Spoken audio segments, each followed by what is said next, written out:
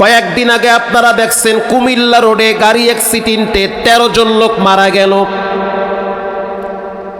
সেই বক্তব্য এখনো অনলাইনে ভাইরাল।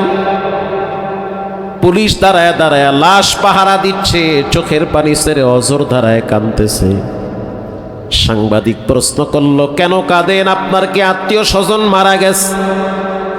পুলিশ বলতেছে, আমার আত্মীয় মারা যায় নাই, তবে আমি এমন একটা লাশ দেখছি যেই লাশ কানের ভিতরে হেডফোন লাগানো ছিল, হাতের মোবাইলটা পর্যন্ত সরাইতে পারে নাই, এর ভিতরেই পিছন থেকে ট্রাক চাপা দিয়েছে। আরো আফসোসের বিষয় হলো মোবাইলের ভিতরে গান চলতেছে, মৃত্যুর পরেও দেখলাম গান চলতেছে।